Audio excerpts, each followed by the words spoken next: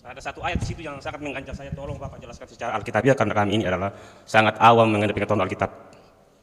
Bahwa setelah manusia berbuat dosa banyak, maka menyesallah Allah menciptakan manusia itu. Ini menyesal yang menjadi tanda tanya besar bagi saya tidak paham itu. Kayaknya ini Alkitab bertentangan ya? Tidak. Begini, di dalam Alkitab itu ada satu, kalau kita studi lebih dalam soal bahasa Alkitab, itu ada satu bahasa Alkitab yang disebut sebagai bahasa antropomorfis. Antropomorfis itu dibagi dari dua kata, anthropos itu manusia, morphe itu gambar. Jadi antropomorfis itu artinya digambarkan seolah. Assalamualaikum warahmatullahi wabarakatuh. Masih kembali di channel saya. Tentunya kita sudah mendengarkan bagaimana cuplikan videonya. Ada pertanyaan yang cukup menarik ditanyakan kepada pendeta Ezra Soru ini. Kenapa Tuhan itu menyesal menciptakan manusia setelah manusianya banyak berbuat dosa? Kemudian pendeta Ezra Soru ini memberikan penjelasan. Untuk memahami ini kita membutuhkan bahasa antropomorfis. Jadi tidak ada hubungannya Tuhan menyesal menciptakan manusia dengan antropomorfis ini. Karena antropomorfis dalam agama, dalam beberapa konteks agama, antropomorfis itu digunakan untuk menggambarkan Tuhan dengan sifat-sifat manusia, seperti memiliki tangan, kaki, atau mata. Jadi tidak ada hubungannya. Di sini Tuhan itu menyesal menciptakan manusia setelah manusianya banyak berbuat dosa. Di sini kan berarti Tuhan itu dikalahkan oleh sesuatu makhluk yang lain. Nah, jadi kepada teman-teman di sini jangan kemana-mana dulu, silahkan tonton sampai selesai agar kita tidak gagal paham. Selamat menyaksikan. Terima kasih. Nama saya Theo Mangape dari Jemaat Mepoko Aso. Saya sangat bersyukur dan terima kasih pada Tuhan bahwa Bapak sering saya lihat di YouTube, tetapi sekarang baru saya lihat aslinya. Bukan karena secara kebetulan, tapi ini adalah semua adalah karena rancangan Tuhan, sehingga kita boleh dipertemukan. Pertanyaan saya begini Pak, sudah dijelaskan tentang konsep-konsep dosa, konsep penebusan, konsep keselamatan, dan Bapak tunjukkan semua ayat-ayat yang mendukung tentang konsep-konsep itu. Kami sudah paham semua itu, khususnya untuk konsep dosa, dan itu salah satu konsep dosa yang kami baca di dalam Perjanjian Lama, yaitu dari Kejadian pasal 6. Kejadian pasal 6 ayatnya yang kelima. Di situ konsep dosa Bapak sebutkan tadi. Tetapi setelah saya baca terusnya di ayatnya yang ke-6, ada satu ayat di situ yang sangat mengganjal saya, tolong Bapak jelaskan secara Alkitabiah karena kami ini adalah sangat awam mengenai pengetahuan Alkitab. Bahwa setelah manusia berbuat dosa banyak, maka menyesallah Allah menciptakan manusia itu. Ini menyesal yang menjadi tanda tanya besar bagi saya tidak paham itu.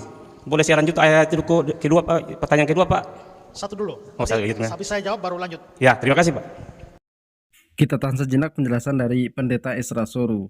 Jadi kalau tentang penebusan dosa, jemaatnya ini sudah paham karena sering dijelaskan oleh pendeta bahwa Yesus itu datang ke dunia ini untuk menebus dosa manusia dengan cara digantungkan di atas kayu salib. Meskipun Yesus itu tidak pernah mengatakan seperti itu. Lalu ini perkataan siapa tentang penebusan dosa ini?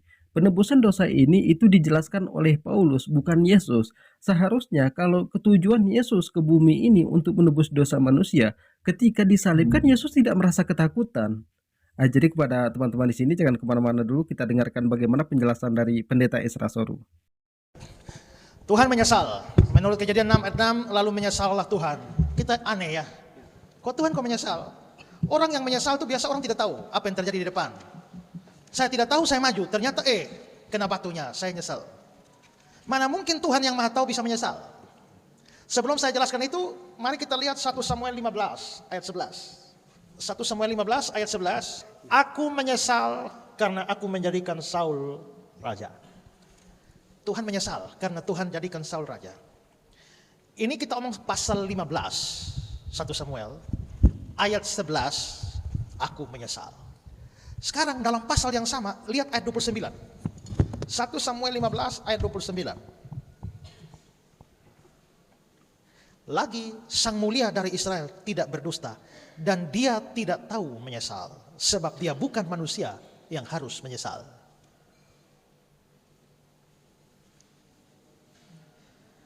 Tadi ayat 11, aku menyesal. Sekarang ayat 29, yang mulia tidak tahu menyesal. Dia bukan manusia yang menyesal. Sekarang ayat 35. Sampai hari matinya Samuel tidak melihat Saul lagi. Dan Samuel berduka cita karena Saul. Dan Tuhan menyesal karena menjadikan Saul raja. Dalam satu pasal, ayat 11 bilang Tuhan menyesal, ayat 29 Tuhan tidak tahu menyesal, ayat 35 Tuhan menyesal lagi.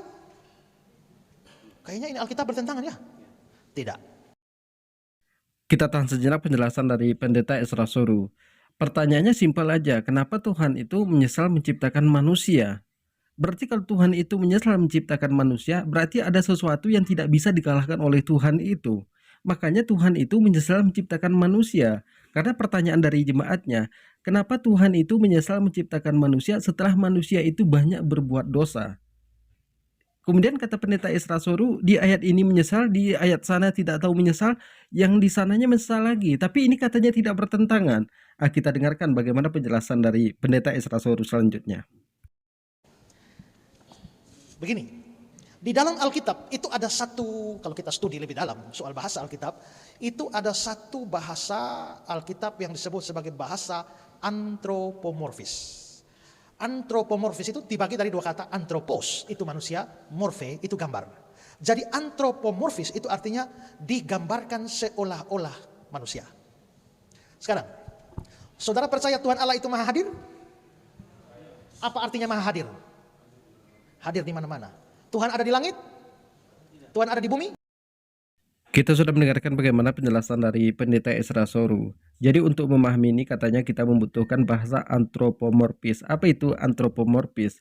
Antropomorfis adalah kecenderungan untuk mengkaitkan sifat, perasaan, dan perilaku manusia pada entitas yang bukan manusia, seperti hewan, tumbuhan, atau benda mati. Kemudian antropomorfis dalam bentuk agama, dalam beberapa konteks agama antropomorfis digunakan untuk menggambarkan Tuhan dengan sifat-sifat manusia seperti memiliki tangan, kaki, atau mata. Jadi tidak ada hubungannya pertanyaan itu dengan ini, karena pertanyaan itu adalah kenapa Tuhan itu bisa menyesal menciptakan manusia setelah manusia itu banyak berbuat dosa. Jadi itu jangan dikaitkanlah dengan antropomorfis ini. Itu sama sekali tidak ada hubungannya, karena yang ditanya di sana kenapa Tuhan menyesal.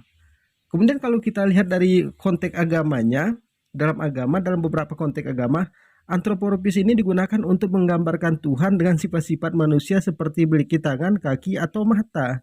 Nah, jadi seperti inilah kalau pendeta itu tidak bisa menjawab pertanyaan jemaatnya, dibawanya itu ke mana-mana, supaya apa? Jemaatnya itu tambah awam, seolah-olah paham tapi sebenarnya nggak paham. Jadi kepada teman-teman di sini silahkan di share videonya, silahkan ditekan tombol subscribe-nya, bunyikan tanda loncengnya. Jadi mungkin cukup sekian, semoga bermanfaat buat kita semua. Assalamualaikum warahmatullahi wabarakatuh.